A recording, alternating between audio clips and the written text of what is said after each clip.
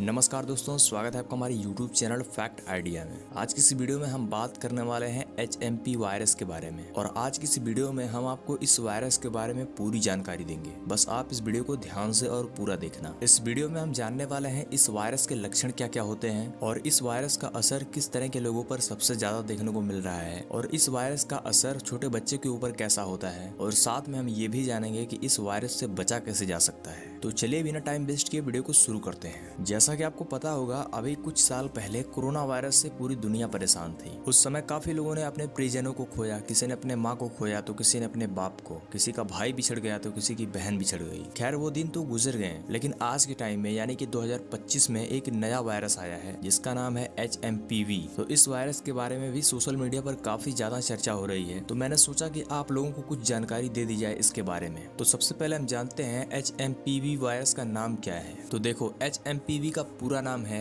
Human मेटाप्यूनोमो virus. वैसे इस virus की शुरुआत भी चाइना से हुई है और इसका असर अब धीरे धीरे हमारे देश में भी देखने को मिल रहा है। आपकी जानकारी के लिए बता दें, इस वायरस से पीड़ित कर्नाटका में 2 लोगों की पुष्टि भी हो चुकी है। इसके अलावा महाराष्ट्र सरकार ने एडवाइजरी भी जारी कर दी है और साथ ही साथ केरल में भी निगाह रखी जा रही है। इसके अलावा केंद्र सरकार ने WHO से पहले ही कह दिया है कि हमें टाइम टाइम पर सही अपडेट देते रहें। अब हम जानेंगे कि ये वायरस लोगों को कैसे प्रभावित कर रहा है। तो देखो, ये वायरस सबसे ज्यादा हमारे फेफड़ों को नुकसान कर रहा है और ठंड की वजह से इस वायरस का प्रभाव लोगों के ऊपर काफी ज्यादा देखने को मिल रहा है। आपको बता दें, इस वायरस का सिम्टम्स भी कोरोना वायरस की तरह मैच हो रहा है। जैसे अगर कोई व्यक्ति इस वायरस से पीड़ित है तो उसके संपर्क में आने वाला व्यक्ति भी इस वायरस से पीड़ित हो जाएगा। अब हम जानेंगे इस वायरस के लक्षण क्या होते हैं। तो देखो, अगर कोई व्यक्ति इस वायरस के संपर्क में आता है तो उसको खांसी और बुखार जैसे लक्षण देखने को मिलते हैं और साथ में गले में खरांश, नाक का बहना, नाक का जाम होना और भी कुछ इस तरह के लक्षण शामिल हैं। और साइंस ये दावा करती है कि अदर कुछ केसों में सांस लेने में भी तकलीफ हो सकती है।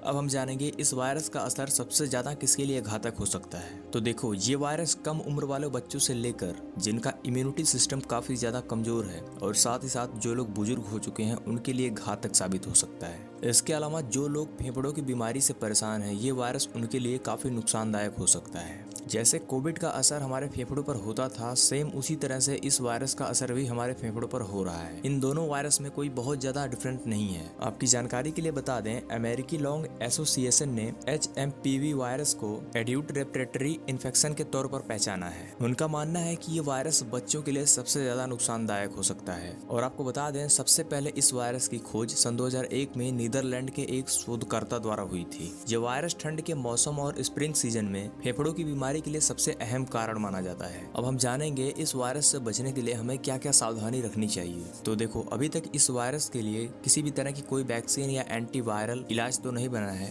हालांकि बहुत से लोग आराम करके और हाइड्रेशन से ठीक हो जा रहे हैं, लेकिन इसके गंभीर मामलों में आपको हॉस्पिटल में एडमिट होना पड़ सकता है और साथ ही साथ ऑक्सीजन थेरेपी करानी पड़ सकती है। लेकिन दोस्तों, राहत की बात यह है कि कुछ विशेषज्ञों का कहना है कि इसको लेकर ज्यादा पैनिक होने की जरूरत नहीं है। इनके मुताबिक ठंड के मौसम में अपने आप को बचाएं, यानी कि ठंड के मौसम में अपने आप को सुरक्षित रखकर इस वायरस से बचाव किया जा सकता है। तो दोस्तों, उम्मीद है आपको ये जानकारी पसंद आई होगी और अगर आप इस तरह की नॉलेज वाली वीडियो देखना चाहते हो तो हमारे चैनल को अभी सब्सक्राइब करो।